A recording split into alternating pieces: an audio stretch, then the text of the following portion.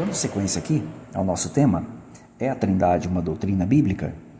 Nós vamos analisar aqui, mais uma vez, um pouco da vida de Jesus Cristo. Até porque a Trindade geralmente foca muito mais a pessoa de Jesus Cristo do que do próprio Jeová e do Espírito Santo. Então nós decidimos fazer mais um vídeo a respeito de Jesus, para deixar esse assunto aqui mais esclarecido ainda e provar que a Trindade realmente não tem nenhum fundamento bíblico. Ok? Então nós vamos analisar dessa vez alguns aspectos, alguns eventos que aconteceu durante o período que Jesus Cristo estava na Terra e também após a sua ressurreição já no céu.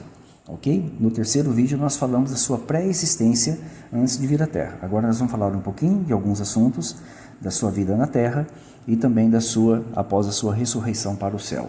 Será que as coisas mudaram? A Trindade passou a existir depois disso? É isso que nós vamos avaliar.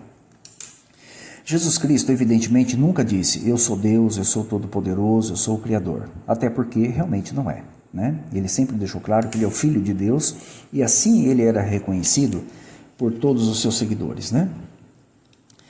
No livro de Marcos, capítulo 14, aqui no versículo 61, Jesus Cristo ele teve uma grande oportunidade se ele quisesse dizer que ele era igual ao Pai ou que ele era o Deus Todo-Poderoso.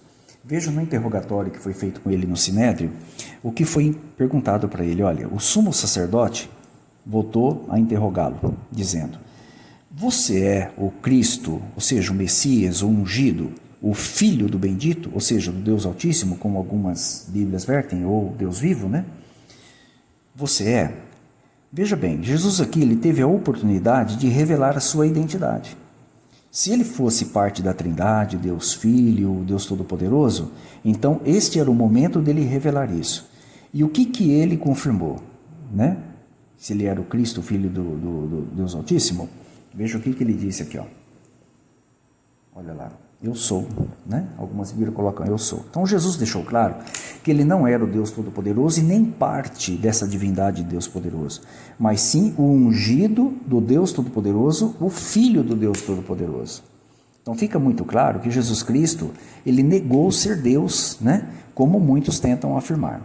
Inclusive, ele deixou isso ainda de forma assim muito mais esclarecida, quando ele citou aquela grande profecia do livro de Mateus, que começa aqui no capítulo 24, e quando chega no versículo 36, ele deixou claro que ele não tinha conhecimento de certos fatos que só Jeová sabe. Está aqui, ó.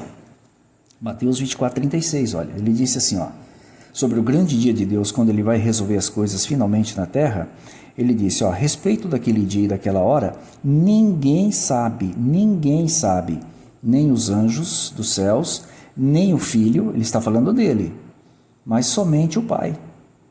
Olha que interessante, se Jesus Cristo era também coeterno e Deus Todo-Poderoso com o Pai, desde a eternidade, seja como for, como defende os trinitários, como que ele não sabe o dia que ele mesmo marcou do fim? Será que Jesus Cristo mentiu? Evidentemente que ele não mentiu. Então, das duas, uma, ou ele realmente não sabe porque ele não é Deus, ou ele sabia e mentiu nesse texto. Qual a alternativa que você escolhe?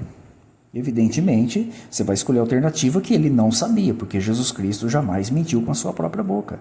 Então fica muito claro que só o Pai, no caso que Jeová, é que detém fatos, informações, porque ele realmente é o dono de tudo.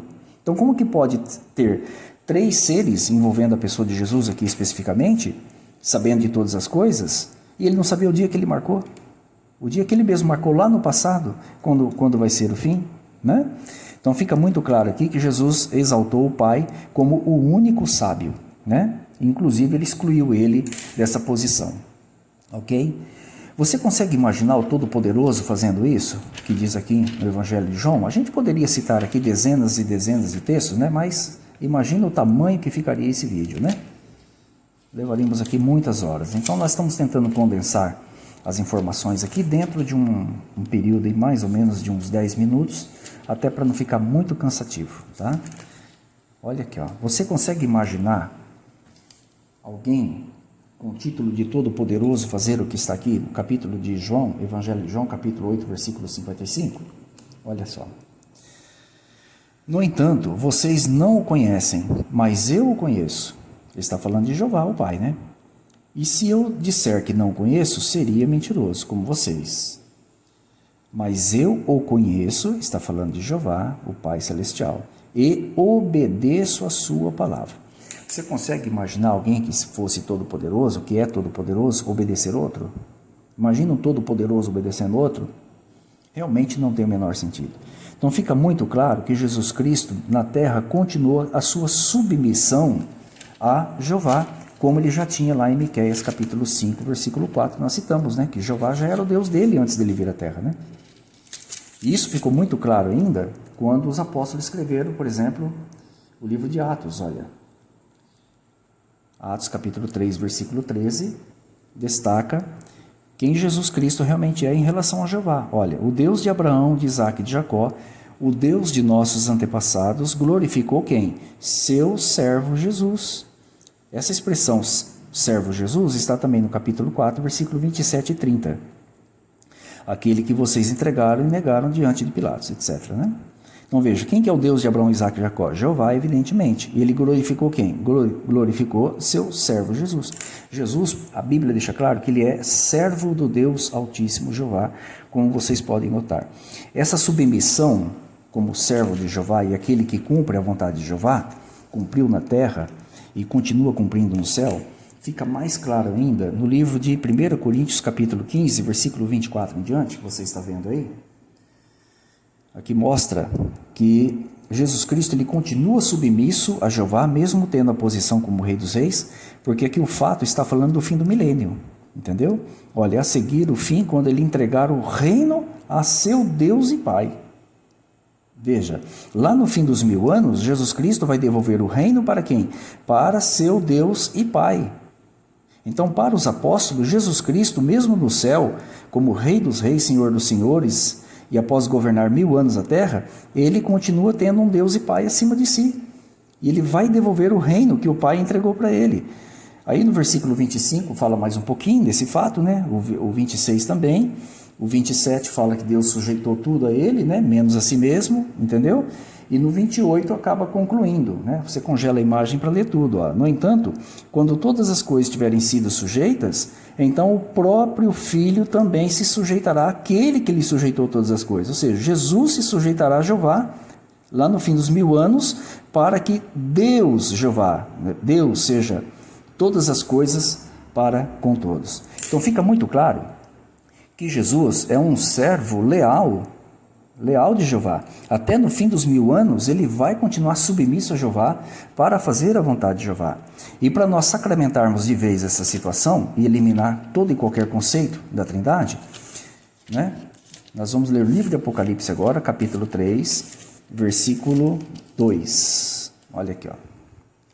3:2. Aqui são palavras de Jesus Cristo, evidentemente por meio do anjo, né, que entregou a informação para João. Olha aqui, versículo 2. Estou no capítulo 3, versículo 2. Então aqui ele chama alguém de meu Deus no céu, pela primeira vez. E no versículo 12, do lado, olha, ele chama alguém no céu, ele já numa posição glorificada no céu, que o livro de Apocalipse foi escrito pelo menos uns 60 anos após a sua ascensão, ele já estava à direita de Deus. E Jesus, à direita de Deus, de Jeová, chama quem então de meu Deus no céu? Olha aqui, ó, meu Deus uma vez, meu Deus, meu Deus, meu Deus. Então você tem aqui no livro de Apocalipse 5 vezes Jesus chamando alguém acima de si de meu Deus no céu. Isto aqui, por si só, já destrói o conceito da Trindade, acaba com aquela questão da coigualdade, que ninguém é maior que ninguém, etc. Tal. Por quê? Fica muito claro que Jeová, evidentemente, que era o Deus de Jesus lá em Miqueias 5:4, antes de vir à terra, continua sendo o Deus de Jesus Cristo, ao qual ele chama de meu Deus aqui no livro de Apocalipse, capítulo 3, versículo 2 e versículo 12, conforme vocês estão vendo aí no centro do vídeo, ok? Só isso já é mais do que suficiente para mostrar que só existe um Deus Todo-Poderoso, o Ser Supremo, e não uma confusão, uma fusão, uma corporação de divindades que é o dono do universo. Evidentemente, o único Ser Todo-Poderoso é o Deus de Jesus Cristo, né? Nosso Santo Pai, nosso amado Deus, Jeová.